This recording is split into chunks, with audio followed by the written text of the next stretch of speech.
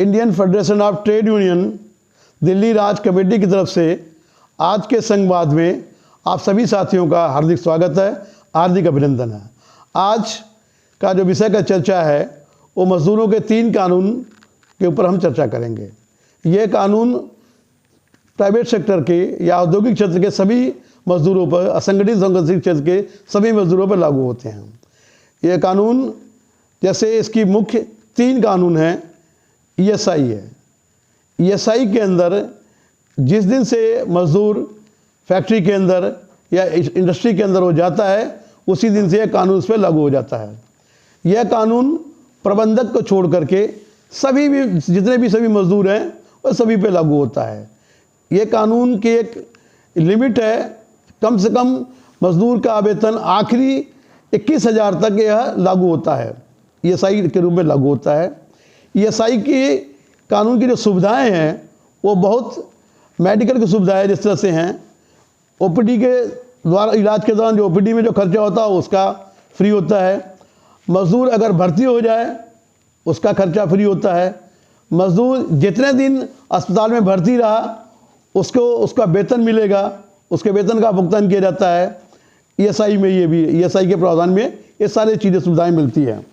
किसी कारणवश मजदूर काम करते हुए उसका अंग अगर भंग हो जाता है, कट जाता है, तो वो पेंशन लेने का अधिकार जिस दिन से वो उसका अंग भंग होता है उसी दिन से पेंशन लेने का अधिकार उसको हो जाता है। ये अधिकार जो पेंशन जो उसका अंग कटा है उसके प्रतिशत के हिस्से के रूप में देखा जाएगा कि कितना कटा, उसके आधार पर निर्धारित होता है कि उसे पेंशन कितनी मिलेगी। दूसरी इसकी बहुचर्चित योजना है ईपीएफ, जिसको हम एम्प्लॉयज प्रोविडेंट फंड के रूप में जानते हैं।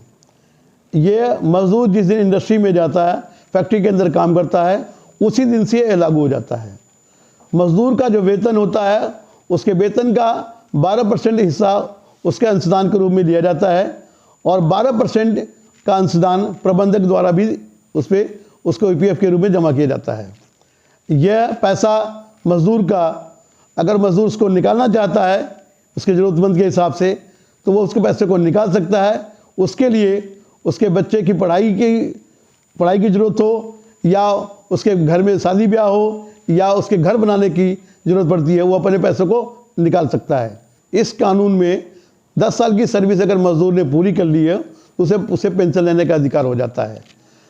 अगर मजदूर 60 साल तक की उम्र तक वो सर्विस करता है उसके बावजूद भी उसको पेंशन लेने का पूरा अधिकार होता है। दिल्ली मांग करती है कि पेंशन जो इस कानून के अंदर मिलती है, जिस तरह सरकारी कर्मचारियों को ओपीएस के रूप में उनको पेंशन मिलती है, उसी के रूप में इसके पेंशन का प्रावधान भी कर दिया जाए। और जो दिल्ली ये भी मांग करती है कि जो 15,000 की लिमिट ईपीएफ की रखी हुई है कर्मचारियों के ऊपर, उस सेलिंग को ख़त्म कर दिया जाए। जितना भी मजदूर जितना भी वेतन पाता है उसके अंशदान का पैसा उससे कटता रहे और प्रबंधक द्वारा उसके पर जोड़ा जाता रहे उसके अंदर जो उसका अंश होता है। तीसरा भी एक मुख्य कानून है, इसको ग्रेजुटी के नाम से जाना जाता है, इसको हम सर्विस कानून बोलते हैं। ये कानून भी जिस दिन से मजदूर सर्विस में आता है, इंडस्ट्री के अंदर हो या किसी प्राइवेट सेक्टर में जाता है, वो लागू होता है। यह कानून अगर वो मजदूर ने 5 साल की नौकरी पूरी कर ली हो तो वो अपनी ग्रेजुटी के लेने का अधिकार बन जाता है। अगर मजदूर ने 4.5 साल तक बिना किसी छुट्टी के काम किया हो, फैक्ट्री में या इंडस्ट्री के अंदर काम किया हो, तो 4.5 साल के अंदर भी ग्रेजुटी लेने का अधिकार उसको होता है। इस ग्रेजुटी लेने के लिए अगर उसका प्रबंधक मना करता है, नहीं देना चाहता है, आनाकानी कर रहा हो, तो वो अपनी शिकायत श्रम आयुक्त के पास कर सकता है। वो श्रम आयुक्त के द्वारा भी इस योजना का लाभ ले पाएगी, इस कानून का लाभ ले पाता है। जिस तरह से हम उन चीज़ों के लिए कोर्ट में जाना पड़ता है, हमें उनके इस कानून के अंदर हमें कोर्ट जाने की ज़रूरत नहीं पड़ती है।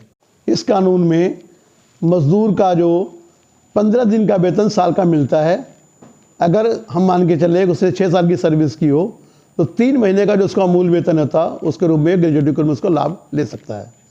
इस कानून के अंतर्गत ग्रेजुटी का पैसा लेने के लिए मजदूर का प्रबंधक अगर मना करता है, आनाकानी करता है, तो इसकी शिकायत वो श्रम आयुक्त को कर सकता है।